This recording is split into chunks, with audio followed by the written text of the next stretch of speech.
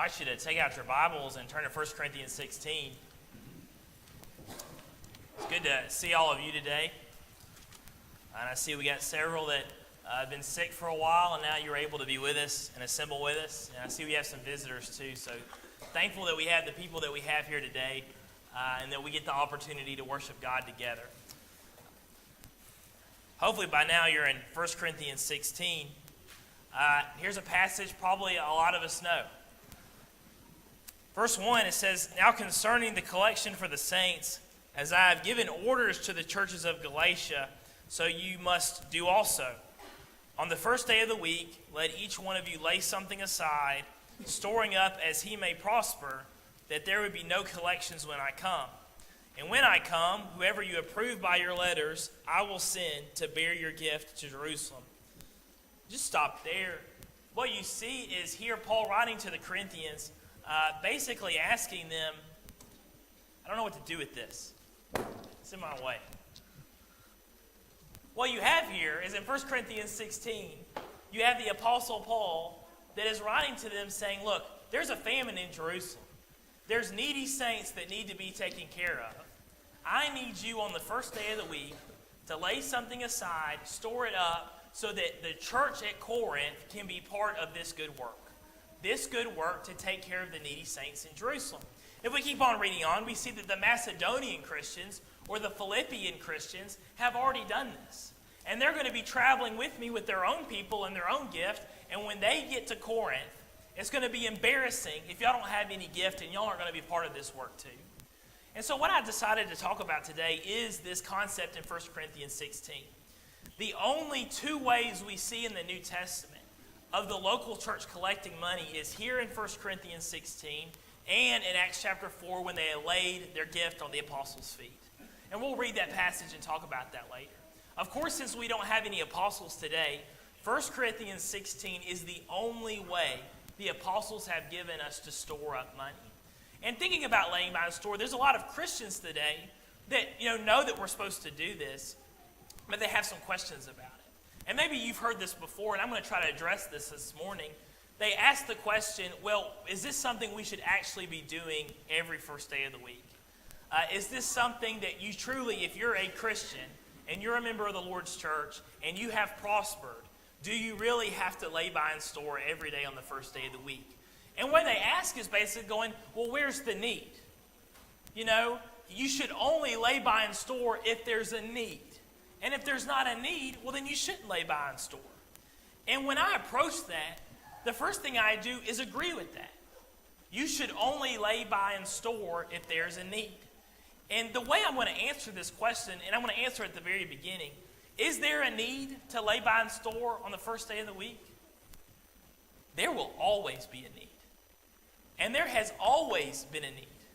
And so when people ask to say, Andrew, I only believe we should lay by and store and give according to our means on the first day of the week if there's a need, the quickest answer just to go back with is there's always a need. I mean, there's actually always been a need since the very beginning of the creation of the church in Acts 2 through Acts 4.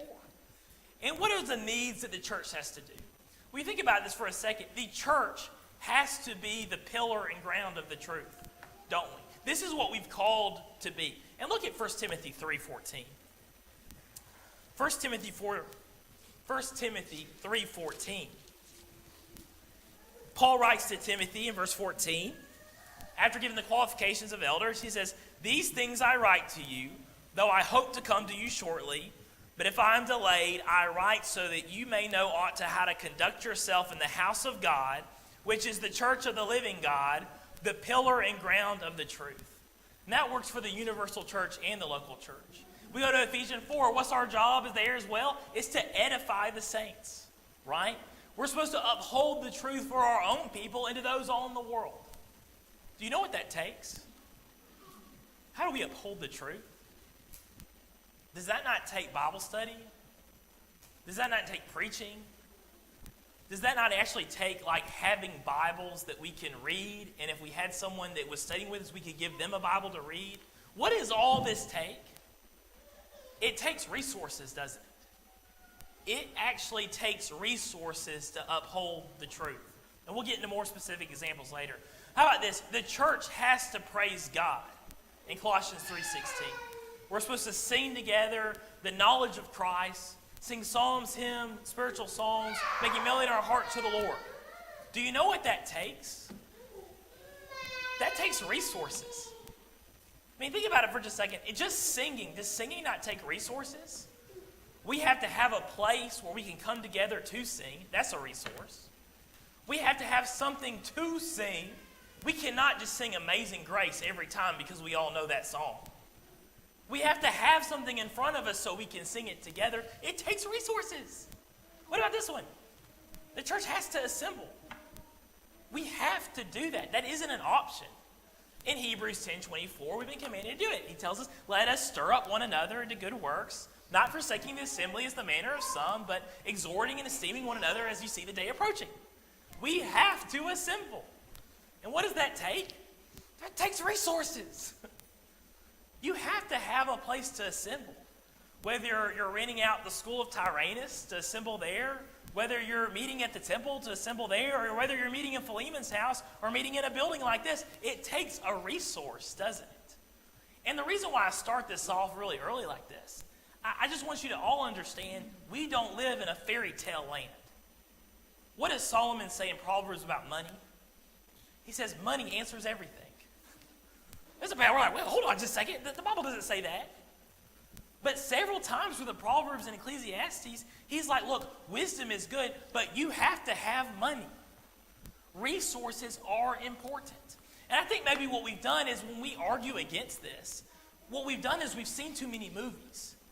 And we've seen too many movies of like football teams winning national championships and having like this big, like exciting moment. But they're like, we just did this on love and on, perseverance. No. Football teams win money. Football teams win games because somebody has money. Somebody has resources. Somebody can pay coaches to coach. Somebody can pay for them to have a field to practice on. Doing those things takes resources. Any good work we do takes resources. That's real life. If you're going to give to go help somebody, what is it? It takes a resource. If you're going to go cut a widow's grass, you have to own a lawnmower to cut their grass. You have to have gasoline to put in the lawnmower to cut their grass. I'm just trying to, at the very beginning here, get very, very realistic. You have to have resources to do good works, and that includes the work of the church. So is there a need? As long as the church is here on this earth, there will be a need to accomplish the work of the church. The way that we've studied this in the past, and I'm very appreciative of the way that we've studied this topic in the past. And what we'll do is we'll basically ask the question, what can we spend the Lord's money on? We'll phrase it like that. Or maybe we'll say, do we have authority to spend the Lord's money on this? And the way that we may have been taught is the big three, right? We can spend the Lord's money on benevolence to needy saints, to the work of edification, or the work of evangelism. That's a good way to learn it. And I'm not trying to contradict that at all. What I'm going to say is exactly the same thing. I'm just going to say it in a different way.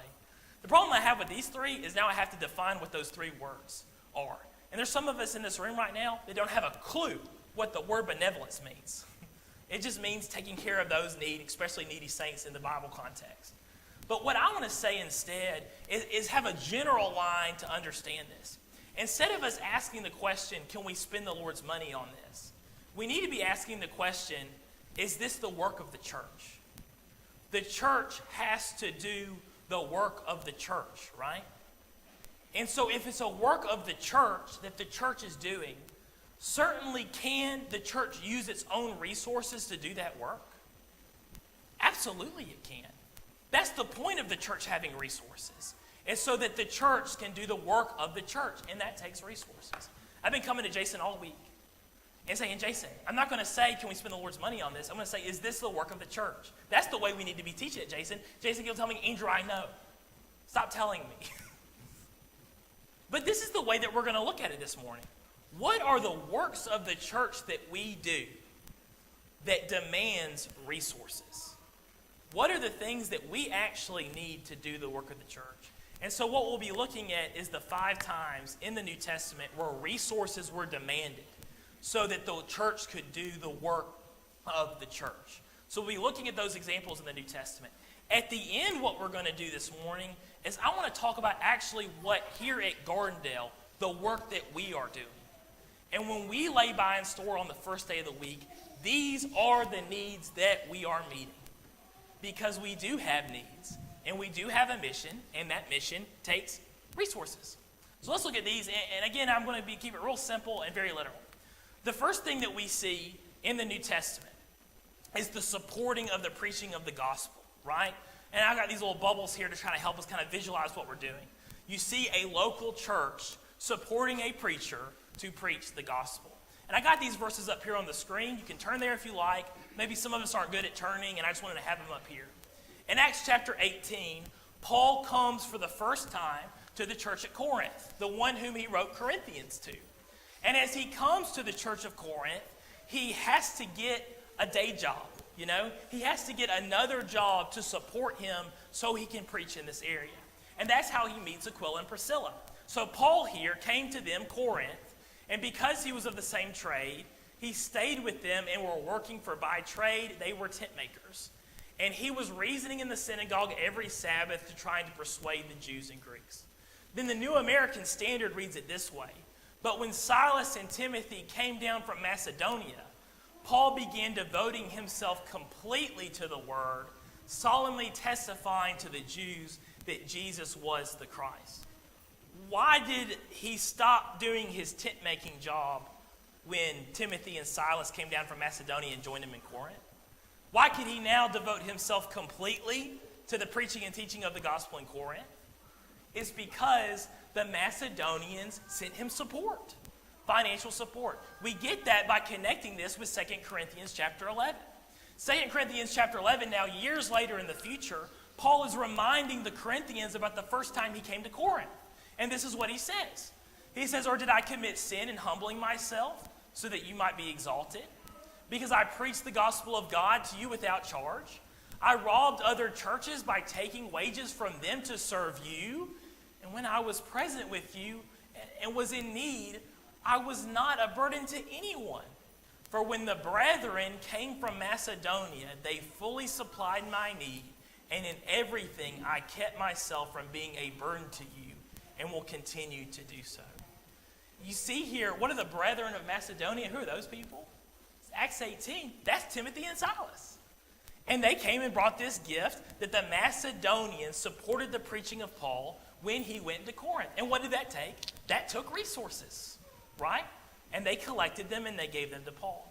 But looking at 1 Corinthians 11, who else can the local church support preaching? Obviously here, the Macedonians are supporting a preacher abroad. But what was implied when he says to them, I had to rob other churches to serve you? What's implied is that the church at Corinth could have supported Paul while he was there. And so as a local church, we support the preachers that are abroad, but we also can support preachers that are here locally with us, right? Like me and Jason. And this is our job, and you financially support us to do that job so we can be part of that work of the church. So we see that in 1 Corinthians 11 as well.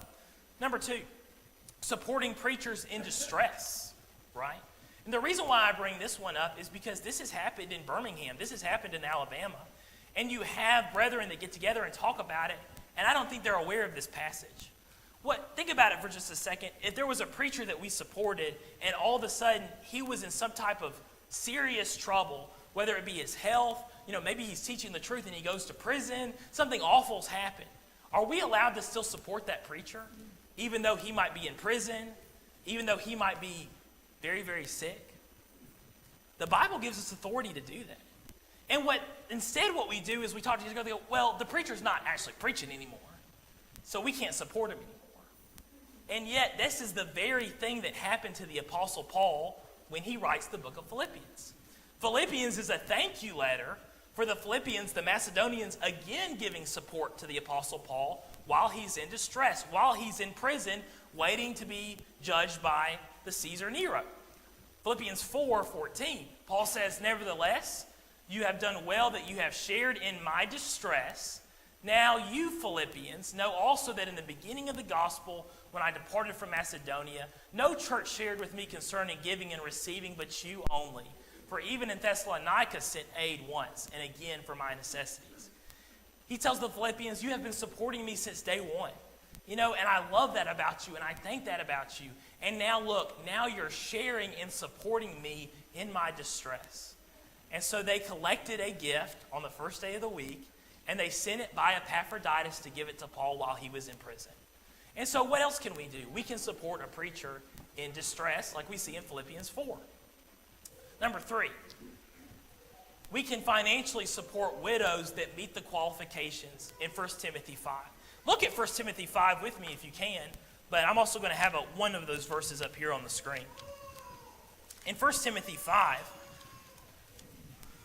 the Apostle Paul gives qualifications for a widow to be taken into the number of the church. Of course, what's very important about 1 Timothy 5 is he does distinguish the difference between the work of the individual and the work of the church. And you see that in verse 4. 1 Timothy 5, verse 4, but if a widow has children or grandchildren, let them first learn to show piety at home and to repay their parents, for this is good and acceptable before God. Now she who is really a widow and left alone trusts in God and continues in supplications and prayers night and day. But she who lives in pleasure is dead as she lives. And these things command that they may be blameless. But if anyone does not provide for his own, especially for those of his household, has denied the faith and is worse than an unbeliever. Do not let a widow under 60 years old, and then he gives the qualifications for taking a widow into the number, right? And so what you see what Paul says here is that if a widow needs to be supported, first and foremost, it's their children and their grandchildren's responsibility to take care of them. And if they refuse to take care of their widow, he's like, they're in huge trouble with God. They're worse than an unbeliever. The child or the grandchild that does take care of their grandmother or their mother in their widow form, he says, this is well-pleasing to God. This is exactly what God expects. But he's like, if something goes wrong and the individual isn't meeting their responsibility, then it is the church's responsibility to gather their resources to take care of their widows that meet the qualifications that he gives here in 1 Timothy 5, right? We see here, especially as it builds up to verse 16, that he says, if any believing man or woman has widows, let them relieve them, and do not let the church be burdened, that they may relieve those who are really widows. And it gives the concept here is that the church has priorities. And it's important that as individuals, we do our work the way we're supposed to do our work, so the church can do its work to the fullest. This is a very important thing, and we learned a lot from this qualification here, right? And again, it's an exciting passage because you get to see that he says that these women have already labored for the Lord much. And now this is a way that we're sort of paying back those women through the work of the church because of the labor that they've done, right?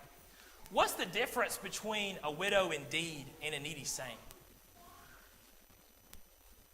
Hopefully y'all are like, Andrew, that's a good question. I think it is a good question. And let me give you one thought about that. When we see needy saints in the New Testament, that the work of the church is to take care of them, it's always because of like an emergency. Something has gone wrong. This isn't normal, right? And so the church steps in to keep that needy saint alive until that time has passed, right? And we see 2 Thessalonians 3 gives commands about that people did try to take advantage of that system. And the Apostle Paul shuts it down. What's different between the needy saint and the widow indeed? The widow indeed that meets the qualifications is going to be permanently supported by the church until A, their children, if they have any, finally repent and take up their responsibility, or B, she passes from this life. So this is like nothing has gone wrong. There's no emergency. This is just the reality. And so the church is to do that work. Well, let's talk about that next one in 1 Timothy 5. The next one here in 1 Timothy 5, you're there, is that the church can support elders if they devote themselves fully to the teaching of the word. You read that in that next passage. You can look there or look up here. Verse 17, the next verse.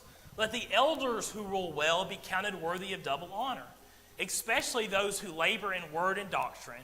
For the scripture says, you shall not muzzle an ox while it treads out the grain, and the laborer is worthy of his wages. In 1 Timothy 5:17 through 18. So if you have an elder that has devoted themselves to the teaching of the word and basically to be a full-time elder, their church can, and it is the work of the church to financially support that person as they do that work for the church. Can y'all imagine for just a second? And I know it gets taboo to talk about it. I mean, and I get up here and I talk about, my salary. It gets taboo. I understand all that. But just imagine, take all that stuff out. Let's just look at the New Testament pattern. Can you imagine a local church that had 5, 4, 6 elders? And they were all financially supported to be full-time elders?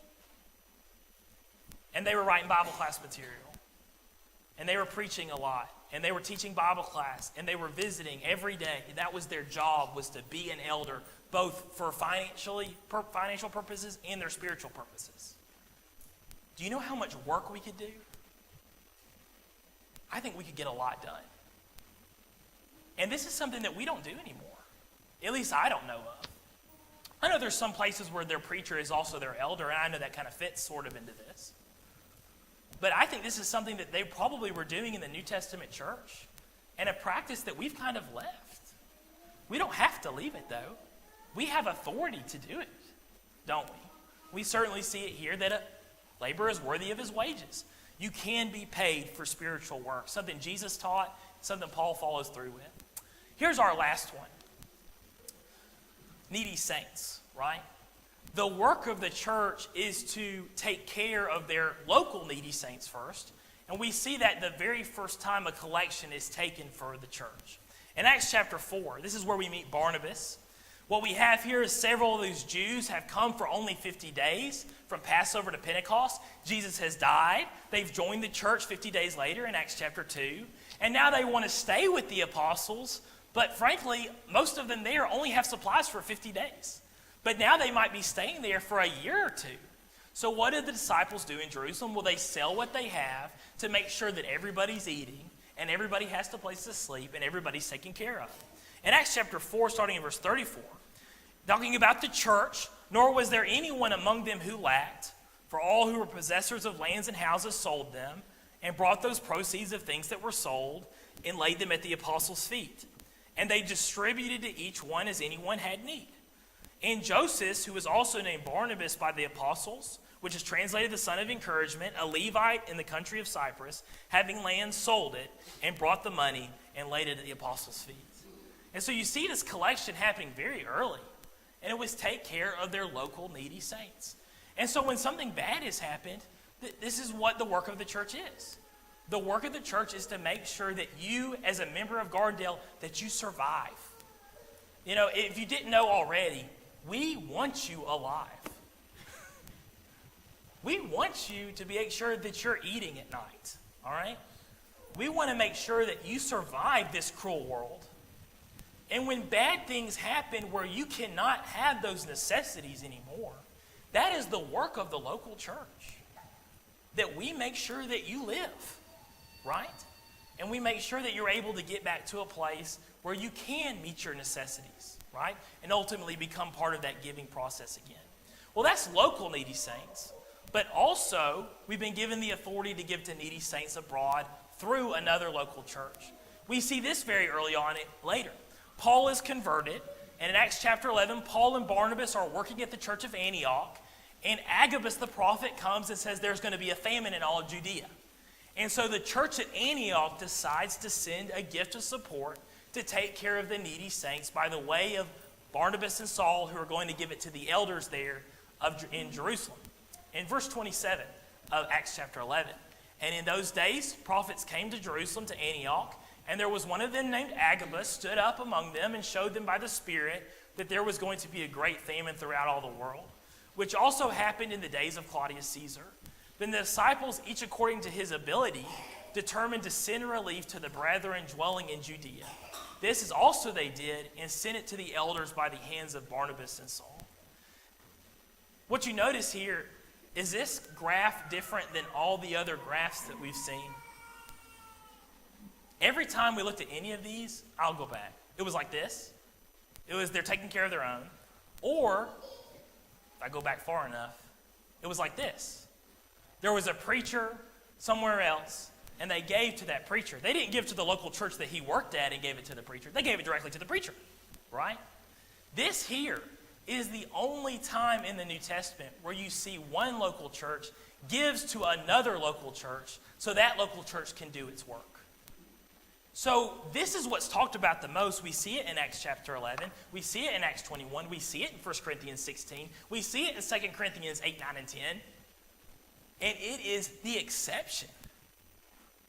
It is actually the only time you see a local church give to another local church to do a work. And why is it?